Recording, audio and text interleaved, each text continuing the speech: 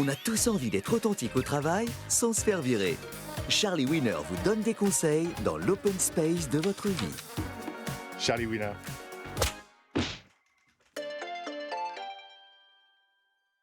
Bonjour, aujourd'hui j'ai sélectionné une question de Toc Toc du 9-2. Comment savoir si je mets le bon emoji? Comme je vous comprends Toc Toc du 9-2. Une fois, un client m'a envoyé l'emoji main sur le visage, ce qui veut dire quel con d'avoir oublié. Mais qui était le con dans ce message? Lui ou moi? Eh oui, les emojis sont partout et parfois difficiles à comprendre. Commençons par une phase d'analyse de la situation. Pour faire passer un message, on n'a pas toujours les mots ni le temps.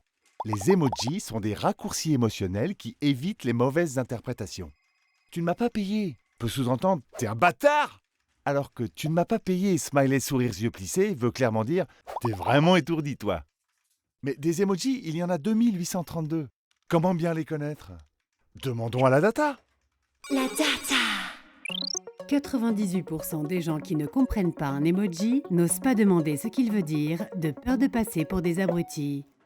Eh oui, les emojis ne sont pas toujours faciles à interpréter et on n'ose pas en parler. À part vous, Toc Toc du 9-2, même si vous avez pris un pseudo par manque de courage. La vérité, c'est que ces raccourcis émotionnels peuvent vous emmener au mauvais endroit. Si par exemple, vous souhaitez partager une recette d'aubergine farcie, attention, l'emoji aubergine est le symbole du phallus. Votre collègue risque de croire que vous souhaitez lui cuisiner le membre avec de l'ail confit. Et maintenant, voici mon conseil qui fait du bien. Faites du mimétisme, Toc Toc du 9-2. Ne prenez pas de risques. Utilisez les mêmes smileys que votre interlocuteur. Smiley clin d'œil, smiley clin d'œil. Smiley majeur levé, smiley majeur levé. Allez, Toc Toc du 9-2, on reste en contact.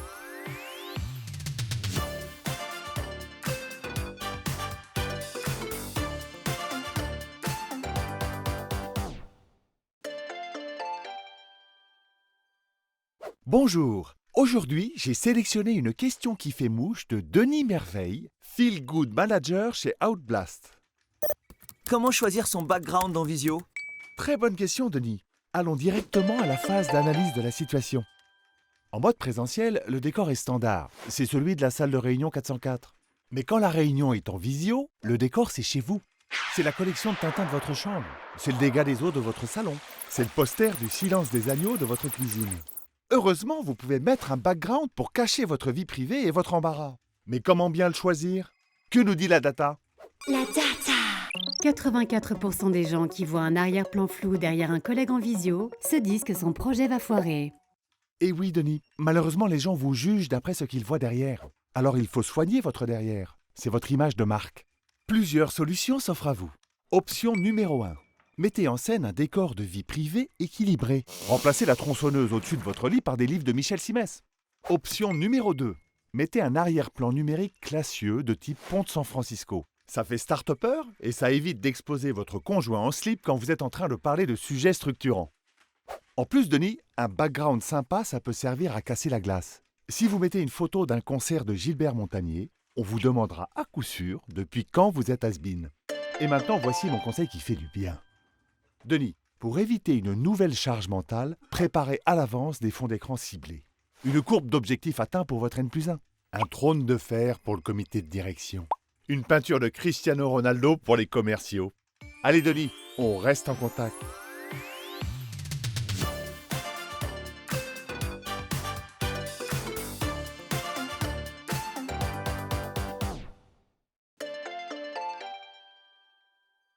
Bonjour, aujourd'hui j'ai sélectionné une question de Tony Dessert, directeur des solutions constructives chez Béton Armé. Combien faut-il donner au pot de départ de Daniel? Merci Tony. Votre collègue Daniel part vers de nouvelles aventures et vous devez le retrouver autour d'un petit pot convivial en salle Martinique. Bien entendu, une cagnotte litchi vous a été communiquée par Chantal. Commençons par une phase d'analyse de la situation. Tony, que savez-vous sur Daniel?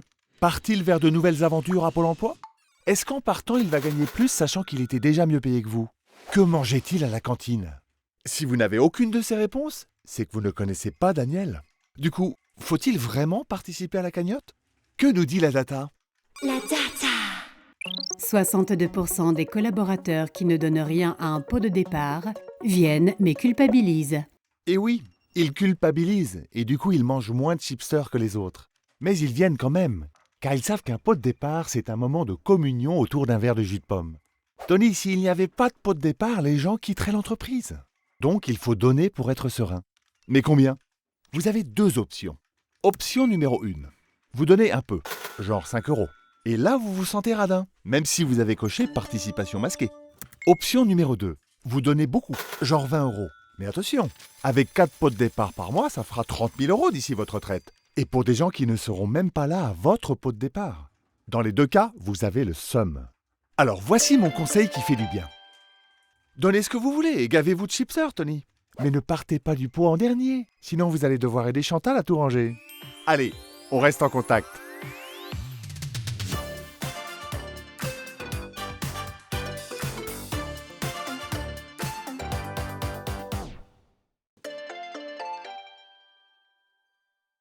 Bonjour, aujourd'hui j'ai sélectionné une question de Océane Petit Doute, Game Changer chez Doboîte Digital.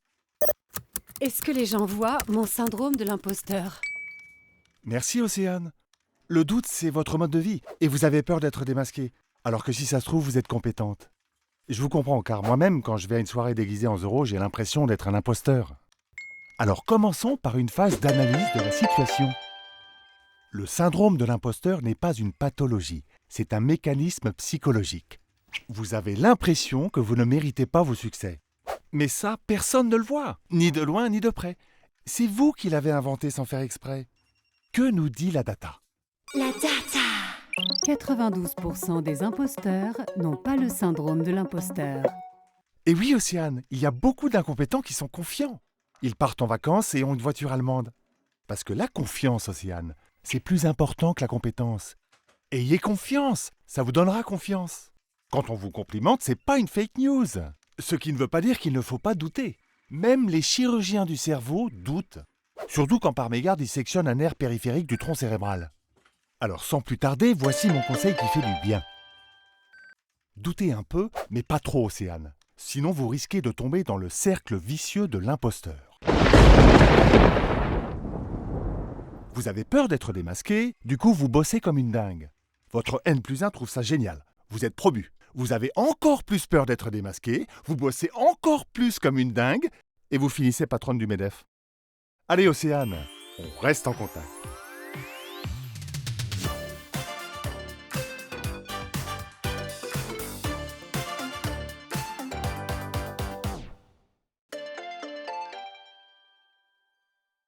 Aujourd'hui, j'ai sélectionné une question qui fait mouche de Maximus Performus, directeur des idées en vogue chez Disruptor. Comment exprimer une idée intelligente en 3 bullet points? Maximus, transformer une réalité complexe en bullet point, c'est un métier, celui des consultants. Car les bullet points permettent de vendre des idées en allant à l'essentiel. Procédons à une phase d'analyse de la situation. Maximus, les gens ont le niveau d'attention d'un poisson rouge. Ils préfèrent comprendre sans réfléchir plutôt que réfléchir pour comprendre.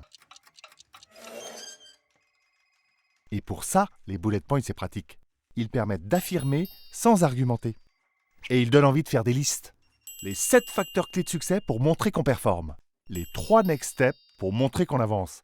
Les 5 raisons d'arrêter de faire des listes pour montrer qu'on est à bout.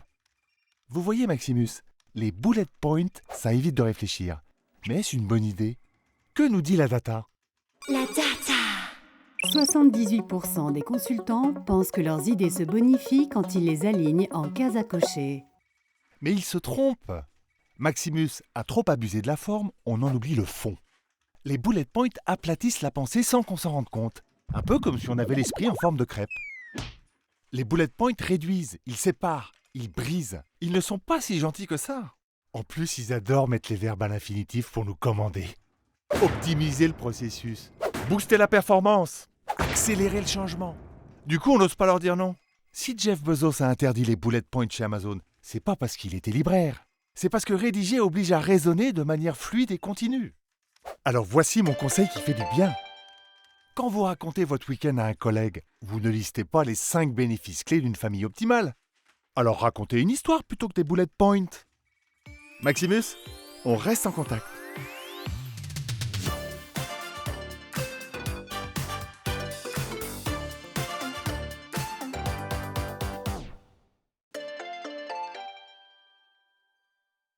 Bonjour, aujourd'hui, j'ai sélectionné une question de Anissa Pristi, data philosophe chez Blue Ocean. Quand on pleure en taillant ses crayons, est-ce qu'on est en burn-out? Merci Anissa. En effet, si vous pleurez alors que vous n'êtes même pas en train d'éplucher des oignons, c'est peut-être un signe de burn-out. Mais au fait, le burn-out, qu'est-ce que c'est? Le burn-out, c'est un état psychique d'épuisement total. Impossible de se lever, de sourire, de faire l'Ironman de Nice. Vous vous consumez de l'intérieur. À l'extérieur, votre maison est nickel. Mais dedans, ça pue le barbecue. Et vous ne le sentez pas, car votre feeling a le nez bouché. Et quand on pleure pour un rien, est-ce qu'on est forcément en burn-out? Que nous dit la data? La data! 81% des gens qui disent être en burn-out le font pour soigner leur image. Eh oui, Anissa, les gens adorent se faire mousser avec leur burn-out. Ça montre leur investissement et ça fait moins ringard que surménage. Mais le burn-out, ce n'est pas une médaille, Anissa. Ça peut très mal finir. Pensez aux premiers burn-outés, les moines à l'époque médiévale. À force d'Ave Maria, de jeûne et de génuflexion, ils se fatiguaient de Dieu et finissaient brûlés de l'intérieur. Ou brûlés tout court. Alors faites le point, Anissa, et trouvez pourquoi vous pleurez en taillant vos crayons. Si c'est parce que la mine est coincée, c'est peut-être un burn-out. Mais si c'est parce que votre fils Lucas ne tire jamais la chasse d'eau, c'est juste que votre ado est un gros porc. Et maintenant, voici mon conseil qui fait du bien. Ce n'est pas grave de pleurer au travail, Anissa. Alors allez-y, pleurez, mais pas aux toilettes. Il faut que ça se voie, car les gens adorent offrir leur soutien à une personne qui pleure. Du coup, c'est l'occasion de leur refourguer un dossier foireux et de lever le pied. Allez, Anissa, on reste en contact.